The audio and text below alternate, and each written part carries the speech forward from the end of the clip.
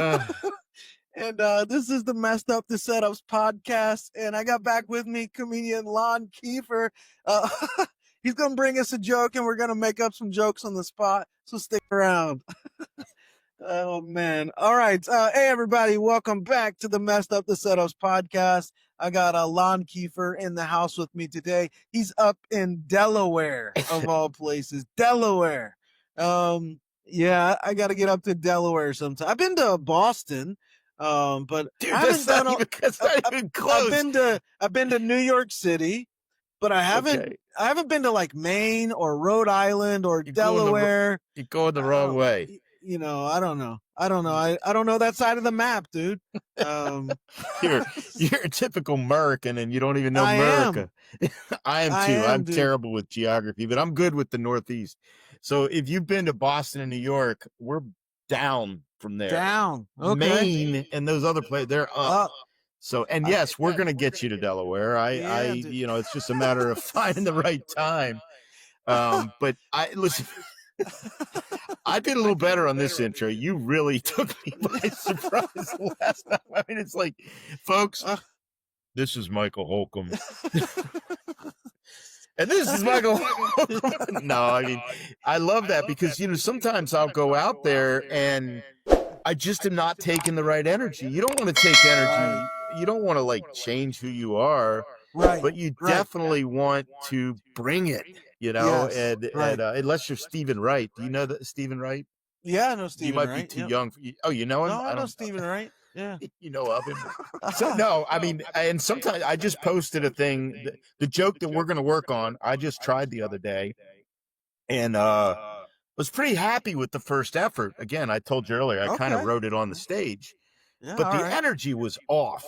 It was at Dickens, and for whatever reason, we're trying to figure that venue out. It's a seasonal thing, and we're in the off season. So we'll put one show up and it'll sell out, and then the next show will be 20%. Interesting. And this was a 20% night. And so there wasn't a lot of energy to begin with. Okay. And but yeah, so you kind of mirroring the crowd's energy, matching the crowd's energy. Is that kind of what was happening, or? Well, not intentionally, but we're human beings, you know. Johnny and I, it's funny, we've worked together. Johnny Watson, very funny guy. I owe this run at this level to him for giving me stage time and being my friend and providing counsel. And he talks to me about my energy level because I want to be like a slow comic. I want to be you're in good hands with me kind of.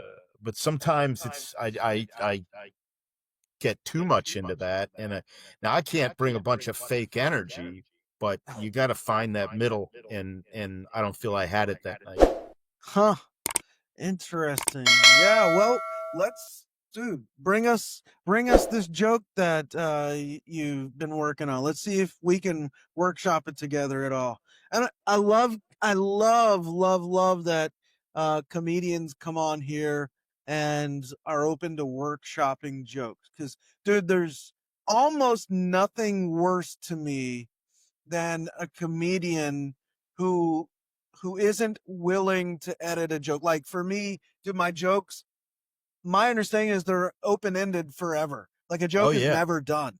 There's always another tag, always another way to word it, to edit it. So the jokes are open-ended, but I can't stand anything less than a comedian who's so fragile that they can't have a joke workshopped. You must not have very many friends in comedy. We are the most fragile lot in the world. Isn't it? It's interesting, dude. Like that irony of that, right? To be able to get up on stage in front of people and talk and do what nobody wants to do, but off stage, the fragility is insane. Yeah. It's wild. You know, we talked earlier about vocation and avocation. Yeah. And so Johnny Watson is a veteran comic, really good. It's been his living for 20 years, and it's not mine. And we'll go into venues and he's nervous, and I'm not. Mm, He's got more at stake. And right. in the earliest days, the only reason we were in those venues was because he was the headliner. So not only does he have more at stake uh, personally, he's got more at stake professionally, because if the show Mm, doesn't go well, or if he doesn't sell tickets, he may not come back. Whereas for me, as I said in episode 1, it's just that fantasy. So if I'm just right. up there taking my swings, I'm happy. So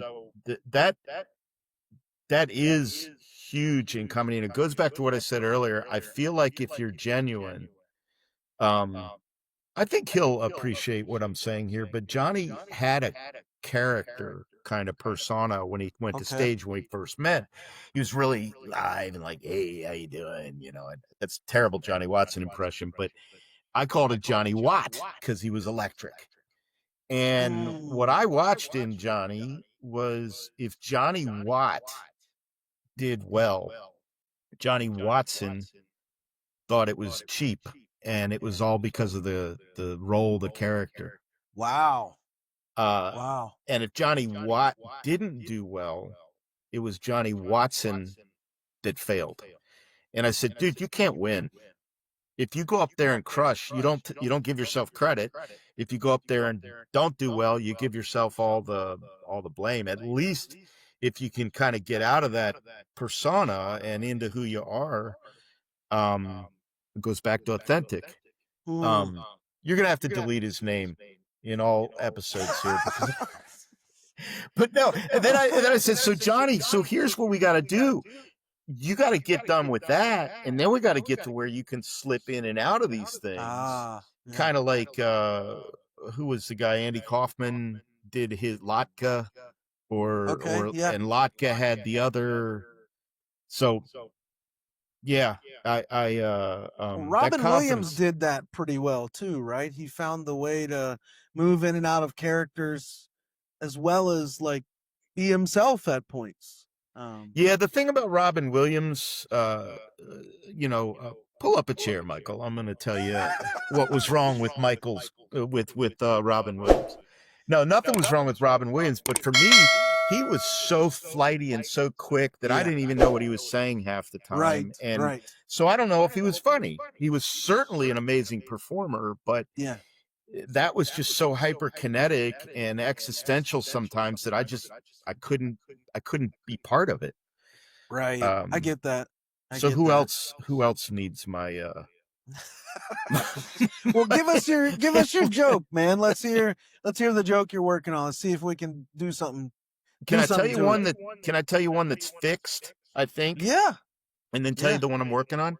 Yeah, absolutely. So I do a lot of speaking in healthcare, a lot of comedy now in healthcare, and what I do as a career is I manage some grants, and it's about chronic disease self management, and it's like aging and creative aging kind of things, and using humor in aging. And one of the things is, as we get a certain age, some things we used to value we're not good at anymore, and other things that we didn't value we're better at now.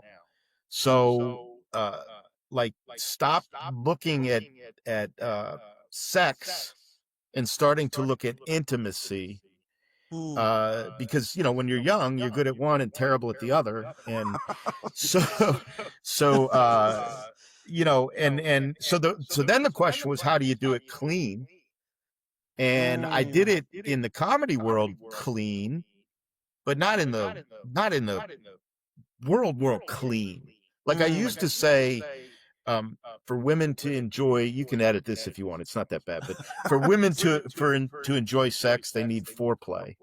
For me to enjoy sex, I need 4 days. I need to prep, and then I go in, because I'm telling you, man, you reach a stage, the joke about, oh, I just washed my hair. I Yeah. mean, it's like, oh, well, I had onion rings, Right. so I mean, I'm out for at least 2 days now, and so, and then I go into, I need a good night's sleep, tighten up the CPAP. The Right. next day, I push fluids, hydrate, then carb load, and then day 4 I wake up, I medicate and meditate, and there's a whole thing about day 5 that my wife's going to make me do chores around the house, so she can get some, we're bartering. It's something I can do good, like cut the grass. So that joke's still pretty clean, but it wasn't clean enough. So now I jump into it. And by the way, like you said earlier, it's still not done. We can work on this. Right. So, and the nice thing about the way I get into it now is if it gets a laugh and it doesn't feel like I should keep going, I don't have to. Right. The Foreplay 4 days, I got to do all 4. So now it can be that my wife and I are laying in bed at night and we're just talking, and she just loves it because she's getting to, women talk more than men. And I'll be honest, I never listen. I just throw an aha or a wow every now and then, and she's fine, And then I feel bad because, like, I love this woman and she would do anything for me, and I can't even listen to her. So I started listening to her, and you wouldn't believe the things she says. Like, she said something to me one time. I said, "Wait, what did you just say?" And she says, "See, you never listen." I'm like, "Usually you're right, but I am listening now." And I think we both agree we like it better when I don't. That's good. I like that. So then, now we're getting to this same joke told a different way. Like the other day, my wife elbowed me. I call her Mrs. Kiefer. She elbowed me and let me know she was feeling kind of frisky. And I was like, whoa. You can't just spring something like that on a fella my age. You might as well have just told me that tomorrow I'm having a colonoscopy. Right. I mean, there's a whole prep to this. Right. So, and then if it's appropriate and they're with me, I can do the 1, 2, 3, 4. So I love how you have the stages, like that joke has gone through like the various instantiations of it. My favorite phrase in the whole thing was day 4 carb load.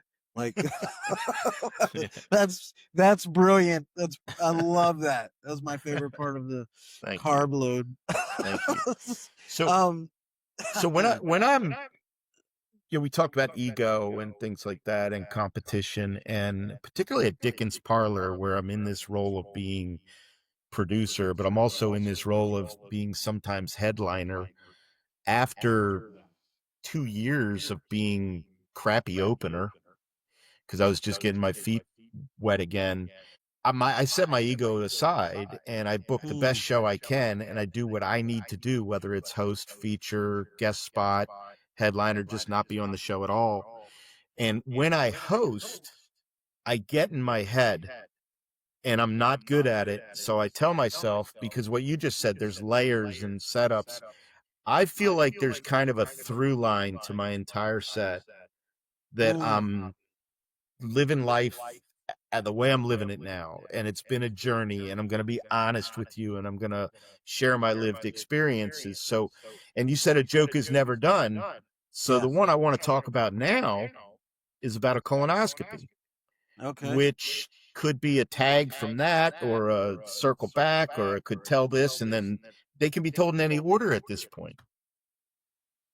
All right. You're impressed, I can see. Let's go for it. I'm ready to hear it. All right. So back to Johnny. Johnny and I were talking the other day because we have we support each other. We have a relationship now. And he said, "I'm nervous, man. I'm having my colonoscopy tomorrow."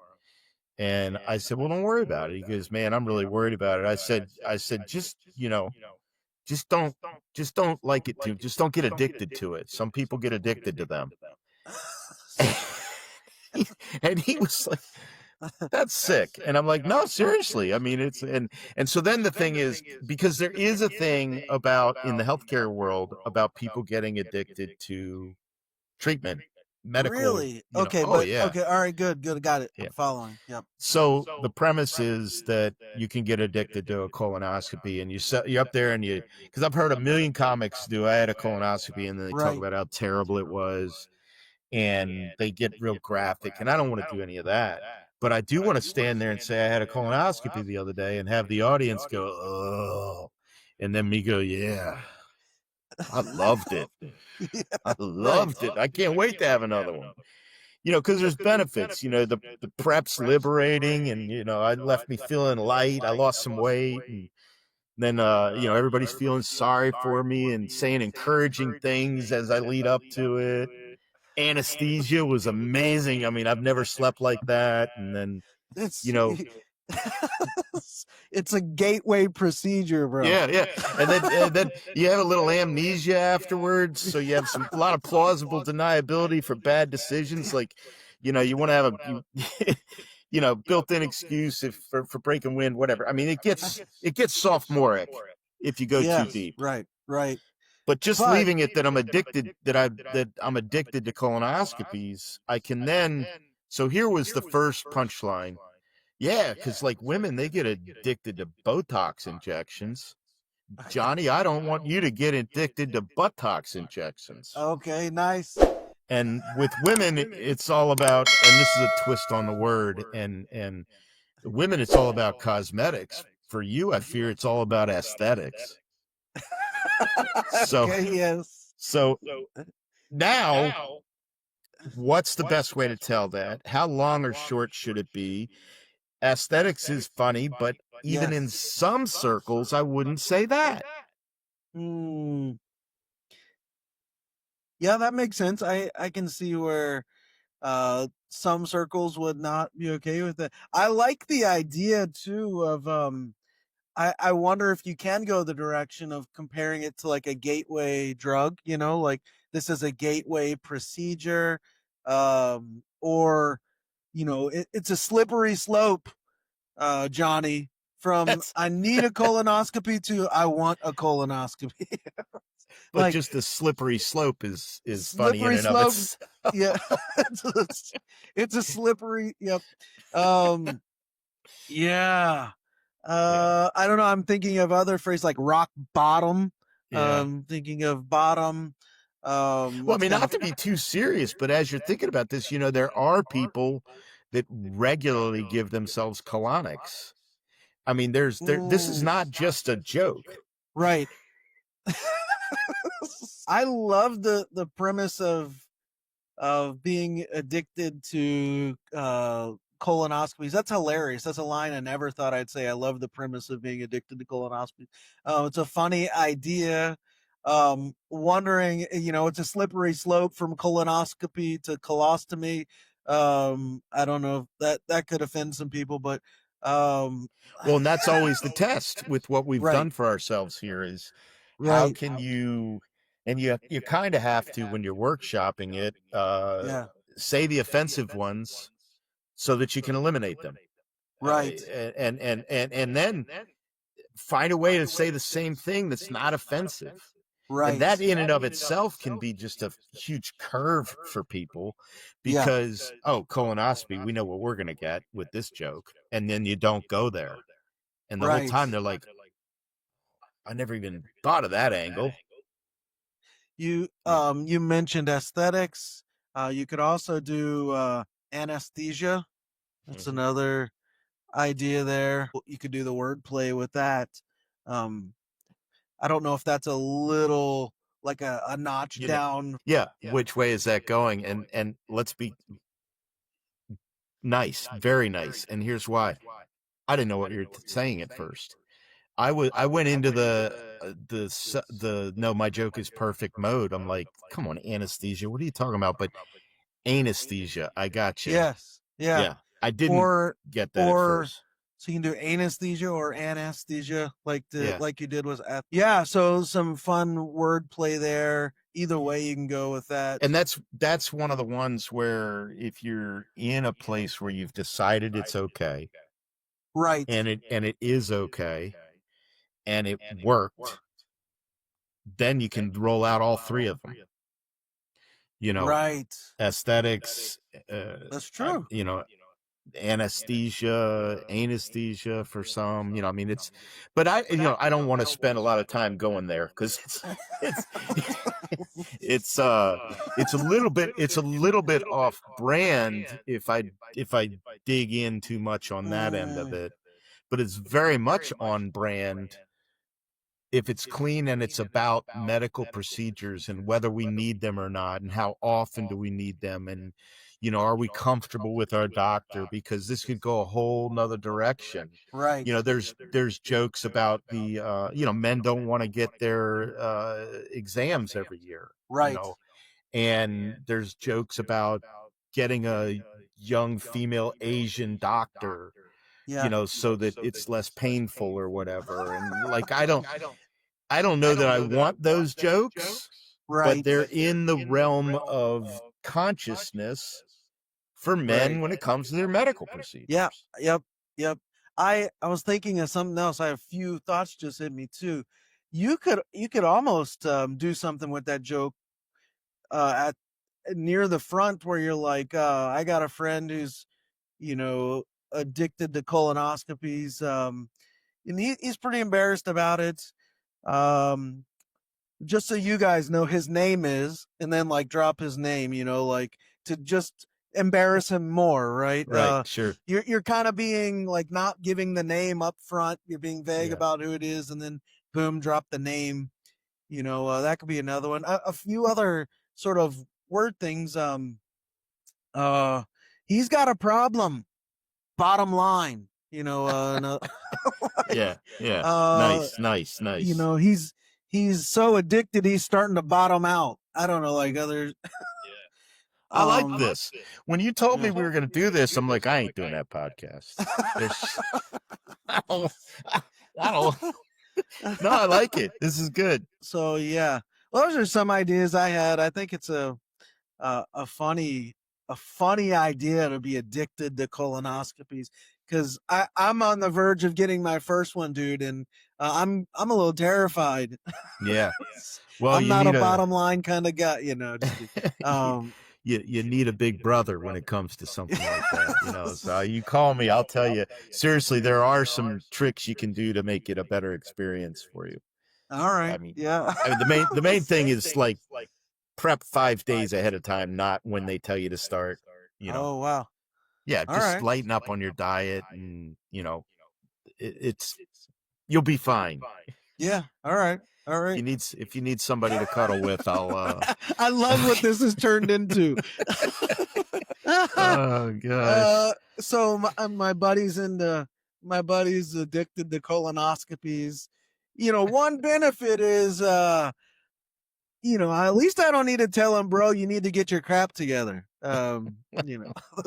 Went a long way for that one, Matt. Yes, went a long way for that one, Matt.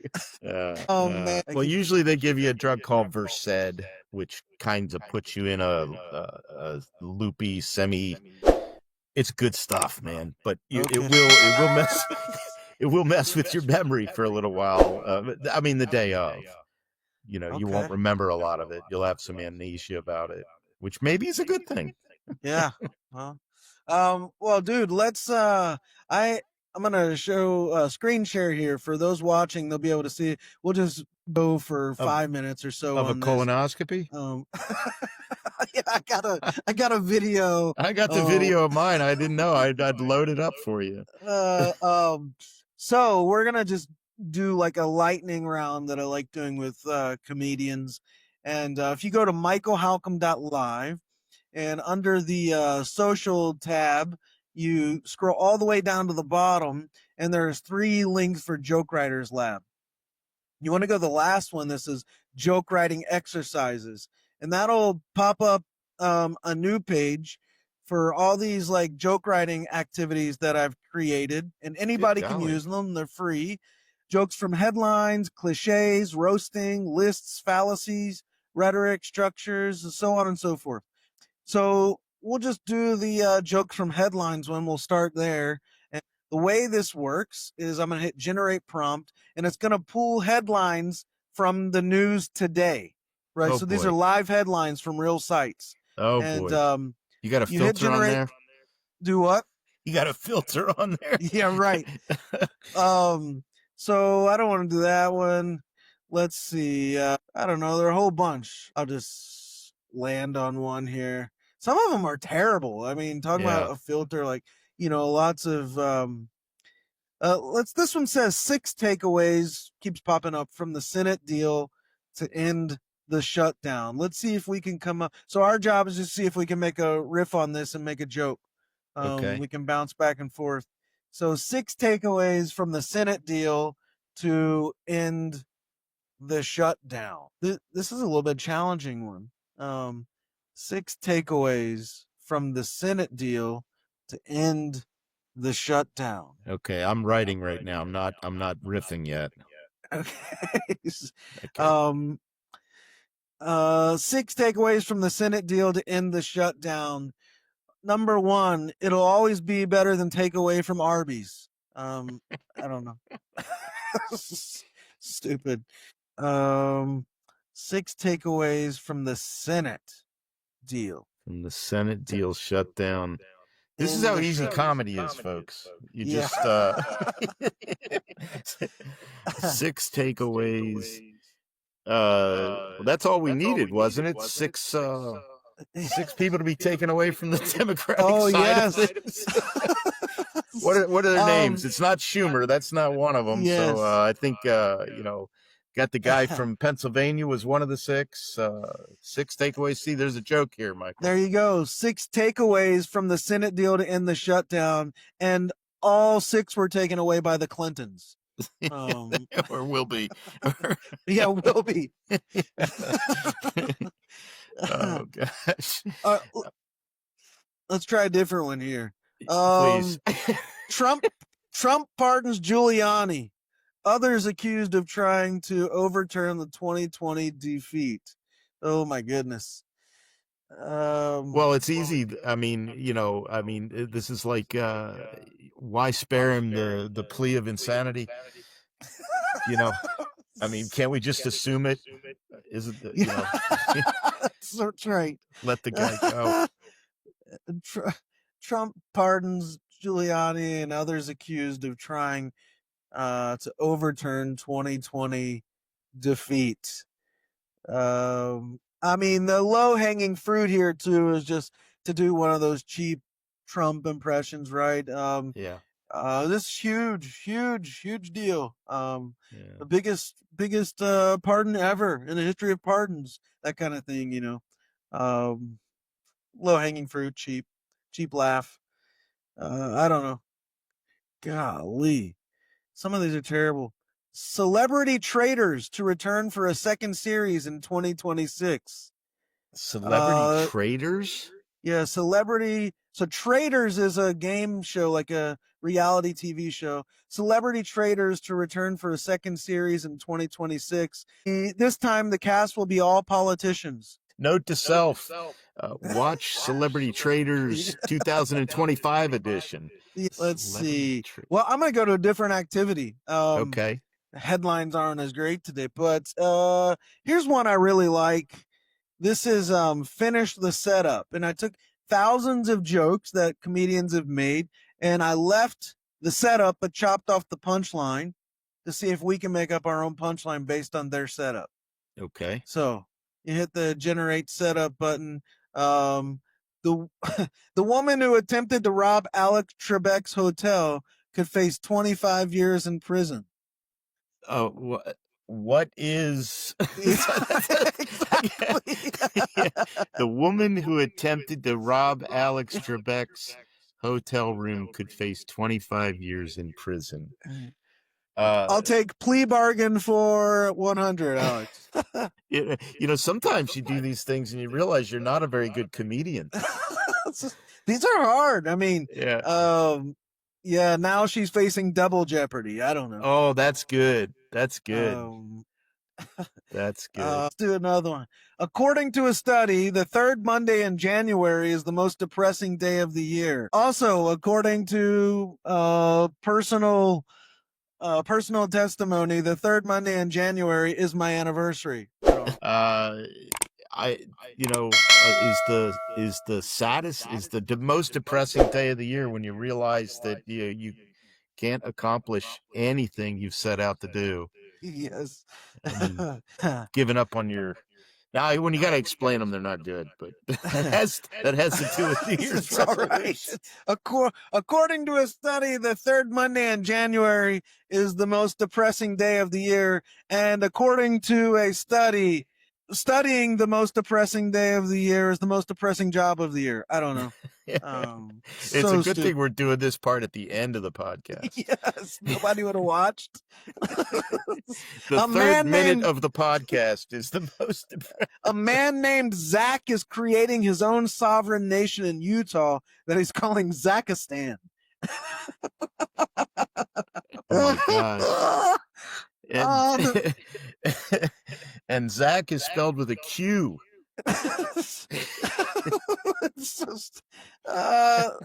Zakistan. A man named Zach is creating his own sovereign nation in Utah. And that's a fact. That's good. I like that. Who is Zach is a fact. Frequently asked questions for those that yes. I feel compelled to explain all my jokes. That he's calling Zakistan. This is related to a new branch of Mormonism. I don't know. Zakistan. That's funny, dude. That's a fact. Yeah. Whoo, we'll do one more here and we'll wrap it up. Oh my goodness. Some of these are just terrible. Chipotle is now being accused of gender discrimination. Chipotle. I tell you what, for years I've been saying Chipotle and Panera. I don't know how to it's Chipotle. What is that? Is that a Chipotle? Chipotle. I'm gonna go to Chipotle and Panera Bread. Chipotle is now being accused of gender discrimination. Chipotle. Oh my goodness. Gender. Comes I with a read side the article. Yeah. Comes with a side of beans or I don't know.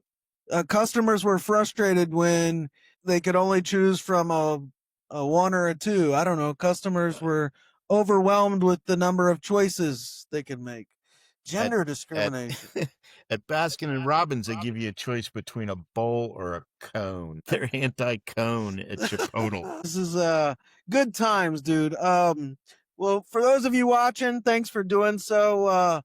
Go over to retiredcomic.com and connect with Lon there or on Facebook. He's pretty active on Facebook, and keep up with what he's doing at Dickens Parlor Theater up in Delaware.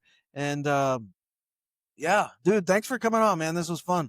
Oh, it was. Thanks for bringing me on, and thanks for again being on the journey that you're on. I mean, this is powerful to be able to spend this kind of time, and I encourage other comics to go through it.